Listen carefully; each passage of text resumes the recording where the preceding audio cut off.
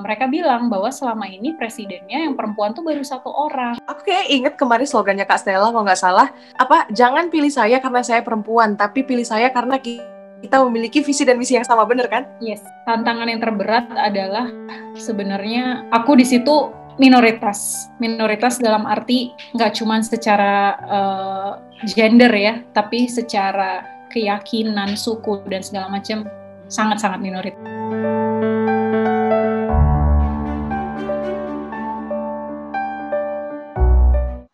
Teman-teman Studenasia, senang sekali kami dapat kembali menyapa Anda kali ini dalam Daily Studenasia. Nah, untuk tema kita kali ini sangat menarik, yaitu adalah woman leader. Kalian pasti pada penasaran kan siapa narasumber kita kali ini?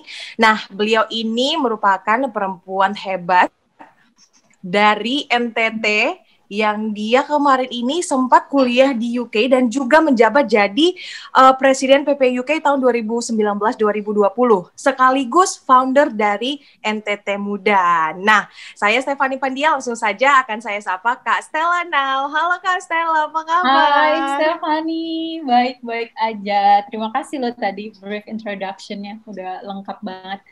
Oh, sama. Nah, sekedar informasi teman-teman bahwa Kak Stella ini juga dulu seniorku di Metro TV. Kami sama-sama waktu itu berkarir di kantor yang sama. Benar. Sudah sama wartawan. Iya, benar. Nah, Kak Stella ini kan, Kak Stella kan sekarang udah pulang, udah balik ke Indonesia ya? Udah. Oke, ini kan mungkin teman-teman Studenasia ini kan penasaran kan background dari Kak Stella ini boleh diceritakan nggak sedikit supaya sebagai bocoran teman-teman tahu nih Kak Stella ini sebenarnya gimana sih gitu, boleh Kak? Monggo. Jadi lahir besar tuh dulu di Surabaya. Orang tua memang orang NTT ya, papa mama orang Flores, dua-duanya dari sana. Kemudian merantau. Akhirnya kami kakak beradik, saya ada 3 adik, kita lahir besar di Surabaya. Dari lahir sampai SMA di Surabaya, kemudian kuliah S1 di Universitas Parahyangan Bandung. Waktu itu ambil hubungan internasional. Lalu kemudian ketika lulus dari Unpar, biasanya kan kalau anak-anak HI itu pengen jadi diplomat. Cuman saya waktu itu nyoba Kemlu karena disuruh sama orang tua, ya menyenangkan orang tua. Tapi tetap aja mungkin karena nggak ada hatinya ke sana ya, nggak lolos juga gitu. Bahkan pada saat tes Kemlu sakit, demam berdarah. Pada saat tes itu demam berdarah, jadi kayak mimisan apa segala macam, kacau banget. Terus kemudian memang waktu tahun 2019 ketika lagi masih masa kuliah 1, waktu itu nonton Kapaskalis Iswari, kalau Stephanie ingat. Kapaskalis Iswari itu dulu Metro TV juga, sekarang di Kompas. Dia waktu itu reporter buat pemilu. Waktu itu Bu Mega lawan Pak JK, lawan Pak SBY kalau nggak salah. Dan akhirnya ketika saya ngelihat Paskasiswari, saya jadi kayak, wah ini kayaknya keren banget. Karena Paskasiswari Unpar juga ya, jadi saya cari tahu senior yang Unpar yang jadi wartawan tuh siapa. Dan nanya-nanya sama dia, akhirnya coba di Metro TV, RCTI, TV1, ternyata Metro TV yang manggil duluan. Akhirnya masuk Metro TV. Di tengah-tengah 2 tahun di Metro TV, saya kemudian, waktu itu sebenarnya rencananya pengen sekolah. Karena udah mungkin bosen ya, 2 tahun ya udah dikirim kemana-mana, liputan capek banget, kayak aduh pengen sekolah. Ternyata lagi coba-coba buat cari tahu tentang sekolah, VOA di Washington DC, VOA Indonesia lagi buka beasiswa untuk wartawan muda, biasanya pengalaman 2-3 tahun. Akhirnya saya cobalah iseng-iseng. Nggak iseng-iseng sih, emang niat. Jadi niat banget, karena memang dari kuliah tuh dulu pingin ke US tapi nggak pernah kesampaian karena bahasa Inggrisnya masih acak-adut. Ironis padahal anak HI, cuman bahasa Inggris acak-adut banget. Jadi kesampaiannya waktu coba VOA akhirnya dapet, dan kemudian pulang dari VOA sempat ditaruh di istana sekitar 2,5 tahun. Kemudian saya keluar pindah ke konsultan. Dari situ terus saya coba beasiswa Chevening untuk sekolah ke London. Dapat, berangkat gitu sih. Keren banget ya, udah sampai. Oh iya, tadi lupa nyebutin kalau Kak Stella ini juga pernah ikut VOA di Amerika, teman-teman, luar biasa kan. Nah, ini Kak Stella ini kan juga merupakan dari NTT Muda. Sebenarnya apa sih Kak NTT Muda itu Kak, dan gimana awalnya apakah Stella punya ide bikin NTT Muda? Jadi NTT Muda itu sebenarnya berawal dari sering ngumpul sama teman-teman yang bukan orang NTT. Gitu. Jadi kita itu sering, jadi ada kita berempat dulu ya, saya, Dinda, Shady, sama Purwoko. Kita berempat suka nongkrong lah pulang kerja tuh ketemuan di mana gitu, ngopi-ngopi, makan gitu. Terus kayak ngopi makan tuh kan di Jakarta tuh dulu waktu belum COVID kan bisa sekali ngopi makan tuh bisa 100.000 gitu. Lama-lama terus mikir kayak ini uang diapain kali ya, enak kali kita bikin sesuatu gitu-gitu. Akhirnya sempat nyampein itu ke teman Dinda, dan dia juga excited untuk kayak ya udah yuk, ayo bikin sesuatu gitu. Dan kita ngajak 2 teman yang lain ini untuk waktu itu concernnya masih tentang beasiswa. Jadi yang saya ajak teman-teman bertiga ini adalah gimana saya ngerasa banyak anak-anak NTT yang menurut saya punya kapabilitas untuk mendapatkan beasiswa dan sekolah keluar, tapi kadang-kadang mereka suka bingung mau nanya ke siapa gitu loh. Jadi masalah internet ya internet ada aja, orang bisa browsing, bisa Google, bisa apa, tapi kadang-kadang kan nggak cuma sekedar kita browsing dan kita ngerti kan what to do next-nya itu loh. Kadang-kadang teman-teman di NTT tuh bingung kalau mau nanya tentang ini, bingung gimana ke siapa nih. Nah, sementara sebenarnya udah banyak sih service seperti itu. Kalau misalnya kayak contohnya Indonesia mengglobal gitu ya, mereka juga, dan kayak Studenesia aku lihat juga menawarkan hal-hal seperti itu, sharing tentang beasiswa dan segala macam.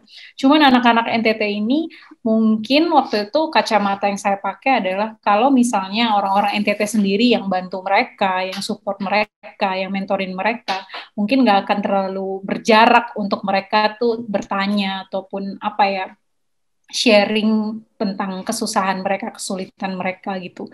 Dan selain terkait beasiswa mentoring itu, kita juga waktu itu targetinnya ke beberapa teman-teman SMA yang ada di sana juga. Kunjungan kita pertama itu ke Flores. Sebenarnya kita belum tahu waktu itu program apa sih yang mau kita bawa ke sana untuk supaya bisa sustainable untuk anak-anak muda di sana. Makanya saya ngajak teman-teman waktu itu untuk berkunjung ke beberapa sekolah di Flores untuk waktu itu ya jatuhnya kayak sharing aja dari berbagai macam background pekerjaan supaya mereka kebayang bahwa oh pilihan pekerjaan sekarang itu nggak cuman yang formal, misalnya jadi polisi, tentara, guru, atau misalnya perawat. Di sana kan banyak ya yang jadi perawat juga. Jadi ada pilihan-pilihan pekerjaan lain, misalnya mau jadi orang-orang yang paham di dunia kreatif kayak YouTuber dan segala macam. Kemudian juga mereka yang butuh akses informasi untuk hanya pengembangan soft skill dan segala macam itu juga bisa gitu. Jadi sebenarnya sih kita waktu ke sana itu masih inilah testing water untuk tahu karakter dan juga need-nya teman-teman NTT di sana tuh yang khususnya yang anak-anak SMA ya seperti apa. Pas balik ke Jakarta ternyata ada banyak demand juga dari anak-anak NTT yang tersebar di beberapa pulau kayak di Jawa, Bali. Mereka juga kayak kakak ya dong kita juga mau nih mau gabung juga, mereka juga mau kayak misalnya skill untuk contoh kemarin tuh teman-teman waktu saya udah berangkat sekolah sih, beberapa teman-teman co-founder di sini mereka bikin gimana caranya bikin CV yang benar gitu. Karena kan banyak anak NTT yang kuliah ya, masih kuliah S1 di Jakarta, di Jogja, di beberapa kota itu mungkin memang harus dikenalkan dari awal gitu bahwa kalau misalnya mereka tertarik untuk bekerja di kota-kota besar, gimana sih cara membuat CV yang proper gitu. Dan kedepannya sih harapannya kita juga bisa collab untuk misalnya ada anak-anak NTT yang mau magang di beberapa perusahaan yang bisa kita fasilitasi, tapi kemudian keburu COVID ya, jadi kita perlu restrukturisasi lagi, dan kemarin kita sempat rebranding lagi bahwa ke depan NTT Muda lebih kepada networking artinya mempertemukan orang-orang NTT yang emang udah proper dan udah settle di bidangnya untuk kemudian kita konekkan ke anak-anak muda NTT yang tertarik dengan background dari orang tersebut, dan juga acara-acara yang lebih cair, maksudnya nggak fokus ke beasiswa atau pendidikan aja, tapi banyak misalnya tentang background pekerjaan, kemudian juga uh, skill-skill yang mungkin di sekolah tidak diajarkan, misalnya kayak strategi sosial media, terus bagaimana misalnya uh, menjadi public speaker yang bagus gitu, melatih keberanian kayak gitu-gitu sih. Kita ke depan akan lebih seperti itu. Oh, berarti memang awalnya concernnya ini ke pendidikan, beasiswa Ya. gitu-gitu, Kak. Oke. Nah, selama dari Kak Stella ini sudah mendirikan NTT Muda sampai sekarang, pencapaian apa aja sih yang udah Kak Stella dapatkan dari NTT Muda ini? Kalau dari NTT Muda, karena masih baru banget ya, kita baru launching itu 2018. Kita beberapa bikin, sekali dua kali kita bikin uh, mentoring beasiswa. Beberapa ada yang lolos sampai ke tahap interview. Cuman kendala dari teman-teman NTT ini harus diakui bahwa seringkali masih apa ya punya rasa inferior gitu. Maksudnya kayak mereka takut untuk bicara bahasa Inggris gitu. Jadi itu sih paling yang kita kita suka dorong, dan kadang-kadang ya memang tidak bisa kita negasikan juga secara kualitas memang berbeda ya, karena daerahnya pun kan berbeda. Tapi yang kita dorong dari mereka yaitu tadi melalui program mentoring tuh kita juga esainya kita liatin, kalau mereka udah lolos interview, kita juga sebagai interviewer mencoba untuk menggali gitu. Coba kamu esainya udah bagus nih, tapi coba kamu jelasin nih bagian ini. Mereka penjelasannya bagus, cuman kadang-kadang ketika lagi ngomong tiba-tiba di tengah ada yang salah dikit langsung kayak panik gitu. langsung panic attack. Tapi saya selalu bilang sih sama teman-teman yang di NTT, nggak usah khawatir, karena itu bukan hal yang, maksudnya bukan hal yang konyol dan menjadi apa ya, menjadi tabu gitu. Karena saya pun dulu begitu. Saya lebih lebih lebih apa ya, lebih parah bahkan kalau menurut saya, maksudnya untuk orang yang malah jurusannya harusnya bisa bahasa Inggris gitu, tapi saya malah nggak bisa gitu. Bisa itu waktu itu lolos tuh karena untung tes grammar dan reading doang. Coba kalau disuruh tes ngomong mungkin udah nggak bisa masuk tuh HI Unpar. Jadi saya selalu bilang sama teman-teman, eh, masalah kebiasaan pasti, dan juga harus berani. Apalagi sekarang udah banyak banget akses yang diberikan di online, kemudian juga banyak kakak-kakak kayak di Studenesia kan, mereka juga memberikan banyak sekali platform untuk teman-teman bisa mengakses informasi mengenai itu. Dan paling ke depan sih kita dari NTT Muda pinginnya banyak, jadi nggak cuma ke NTT Muda aja, tapi kita pinginnya memperkenalkan mereka ke platform-platform lain untuk mereka bisa menggali. Jadi nggak cuma ke kita orang-orang NTT, tapi ke teman-teman yang bukan non NTT, mereka juga bisa membangun networking gitu sih. Benar, luar biasa ya Kak. Kemarin aku ingat juga Kak Stella pernah nawarin, Steph kita lagi ada ini nih untuk apa mentoring beasiswa, cuman sayangnya aku di Medan, jadi aku nggak bisa datang waktu itu. Kak Stella pernah nawarin.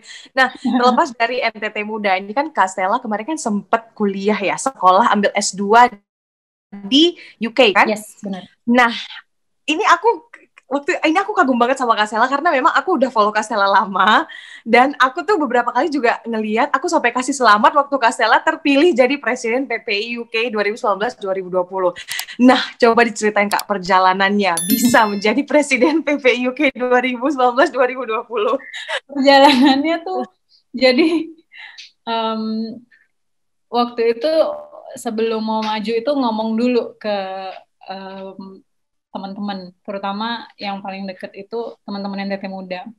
Dan mereka awalnya against, karena kan kayak gila loh di sini ada NTT Muda, lu mau yang bikin lagi sibuk di UK gitu kan. Cuman waktu itu izin sama mereka bilangnya bahwa ini NTT Muda kan masih baru. Dan kalau tapi sebelum ke situ, saya mau jelasin, saya ini tipenya, kalau saya mau nyoba sesuatu, saya riset dulu. Jadi saya cari tahu dulu gitu. Ini PPUK ini apa, di gimana, dan siapa-siapa yang pernah jadi presidennya. Dan ketika saya riset, saya cari tahu, terutama ke mantan-mantan pengurus PPUK, yang juga dulunya adalah meraih program beasiswa yang sama seperti saya, Chevening, mereka bilang bahwa selama ini presidennya yang perempuan tuh baru satu orang, namanya Alanda Kariza. Cukup dikenal juga Alanda ini. Alanda ini pun waktu itu ketika dia jadi presiden itu bukan dipilih secara langsung. Jadi kalau saya kemarin tuh pemilu langsung ya. Iya benar. Kalau Alanda itu pemilunya itu kayak model Indonesia zamannya Pak Harto. Jadi yang milih tuh kayak istilahnya DPR-nya yang milih.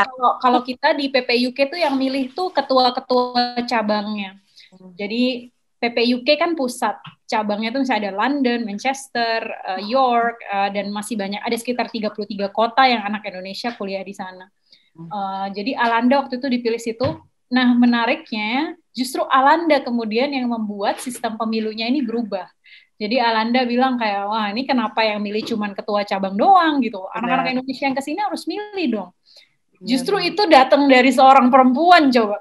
Jadi dia ngubah sistem itu menjadi pemilu langsung. Jadi semua anak-anak Indonesia yang kuliah ke UK, mereka bisa milih presidennya siapa dari beberapa calon yang ditampilkan. Tapi kebetulan ketika dibuat pemilu langsung, perempuan selalu kalah. Nah, setelah Alanda itu kalau nggak salah tahun 2016 ke 2017, kemudian abis itu presidennya laki, setelah Alanda tuh laki, abis itu laki lagi, nah baru itu di zaman saya. Nah mereka bilang itu PPUK itu dari 1970 ya, berarti sekitar udah 40 tahunan berdiri, presiden perempuannya baru Alanda. Di situ juga agak ke-trigger. Tapi sebenarnya bukan cuma saya loh perempuan yang mencoba running, sebelum saya tuh banyak juga perempuan yang mencoba running, tapi entah kenapa mereka kalah.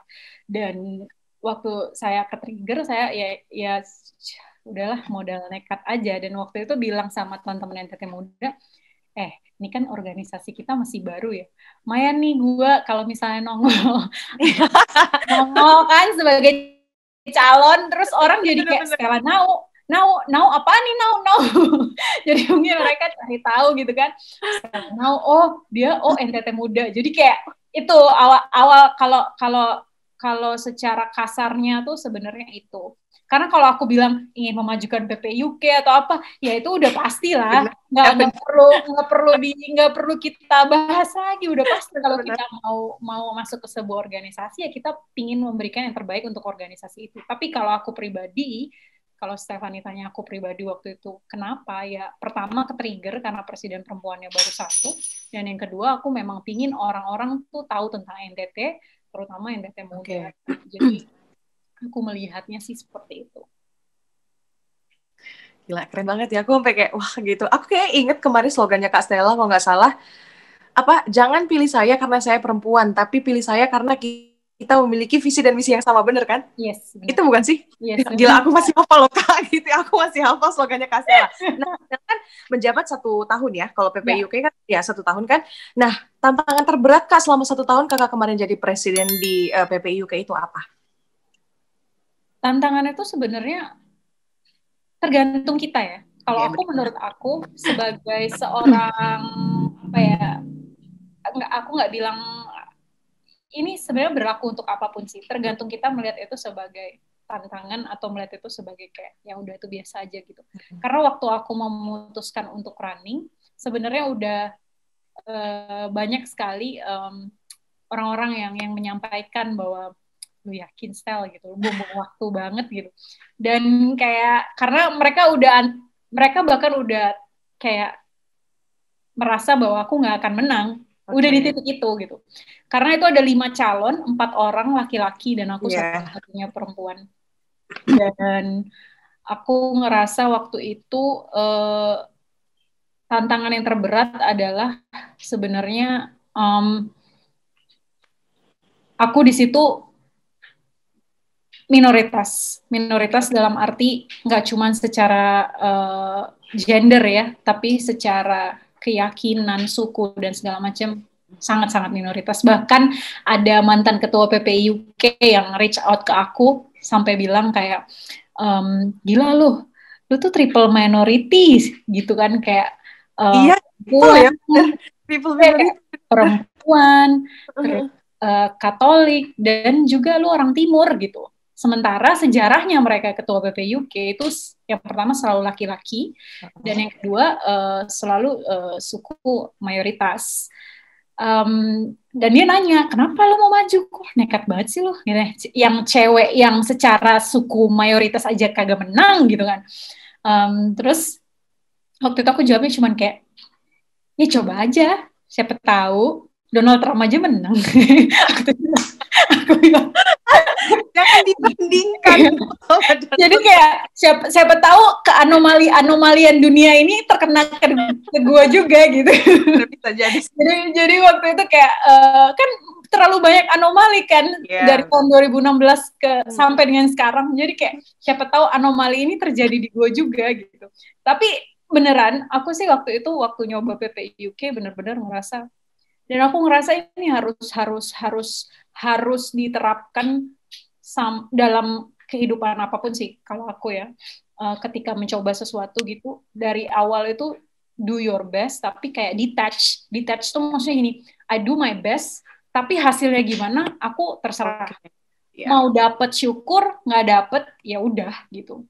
Jadi aku nggak pernah yang kayak ya tapi kalau di prosesnya misalnya lagi mencoba berjuang gitu ya, nangis iya kayak ini susah banget gitu. Iya, cuman ketika kita udah did our best, aku selalu berusaha mencoba detach, hasilnya udah berserah aja gitu. Jadi waktu aku coba BPUK pun begitu, aku coba sebisa aku, misalnya aku nggak terlalu banyak. Kalau yang 4 cowok-cowok ini mereka campaign sampai ke kota-kota gitu. Sampai teman-teman tuh pada bingung lihat aku karena aku baru nyampe, terus mereka kayak, "Lu nggak kampanye, Stel?" Nah, aku tuh bahkan jawab, kalah juga gue bahkan kayak gitu, kayak mau kampanye gimana sih? Udah pesimis di luar ya Kak, maju tapi sebenarnya aku menunjukkannya seperti itu ke circle yang dekat ya. Benar. Di balik itu aku tuh pendekatannya ke teman-teman Indonesia yang di sana tuh lewat WhatsApp, jadi personal. Aku nggak kampanye yang di depan orang banyak itu enggak, tapi aku WhatsApp. Jadi terus lewat sosial media aku juga memperkenalkan diri, aku bilang bahkan kalau ada nih saudaranya, temennya lagi kuliah di UK, please let me know ya, supaya aku bisa nanya-nanya langsung sama mereka kira-kira apa yang mereka butuhin, keluhannya apa dan segala macam. Jadi aku pendekatannya kayak gitu. WhatsApp personal gitu. Jadi nggak yang kampanye di lapangan apa segala macam. Ada sih yang kayak gitu, tapi aku kayak waktu itu tahu bahwa tujuan aku ke UK itu bukan jadi presiden BPUK. Kalau misalnya aku diberikan amanah, ya puji Tuhan itu aku harus jalani dengan baik. Tapi tujuan aku ke UK kan yang paling pertama adalah sekolah gitu. Jadi aku nggak terlalu nggak terlalu dibilang berambisi banget untuk jadi presidensi. Enggak sih, karena menurut aku politik ya, apapun it's all about emotion dan image ya. Kalau aku sih melihat profil aku kayaknya meyakinkan gitu. Dan setelah itu kan tinggal memainkan emosi ya, bagaimana orang ya memainkan emosinya itu aku mainkan ketika debat. Misalnya tadi yang kayak Stephanie bilang, mungkin itu salah satu turning point ketika orang-orang dengar aku bilang bahwa ketika aku bilang gitu sebenarnya not necessary aku menunjukkan gimana, tapi justru itu aku sedang berpolitik. Aku bilang bahwa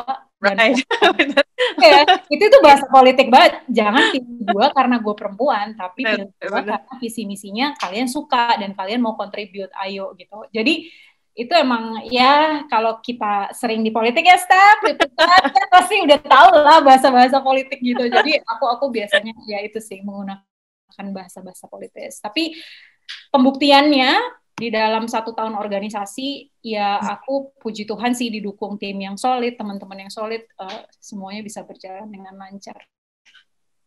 Oke, luar biasa ya ini pengalamannya. Itu tadi yang aku tangkap tadi dari cerita Castella adalah teman-teman Studenesia juga harus kutip ini bahwa jangan selalu kita itu harus work hard, tapi work smart kayak Castella. Tuh, jadi kepilih kan dia. Ini boleh ditiru teman-teman. Ketika kita mau mencoba sesuatu, jangan melihat kita perempuannya, tapi lihat kapabilitas yang kita punya gitu. Dan mendesain agar isu ini tuh nggak cuma jadi isu orang-orang di kota, tapi isu ini tuh nyampe sampai ke daerah.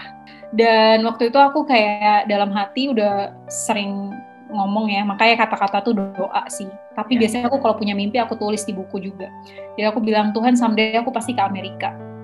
Tapi nggak tahu gimana caranya, tapi aku pasti ke Amerika. Dan udah kepikiran juga kalau misalnya nggak kesampaian untuk sekolah atau beasiswa, aku akan nabung biar aku bisa, kakiku ini bisa nginjek Amerika gitu.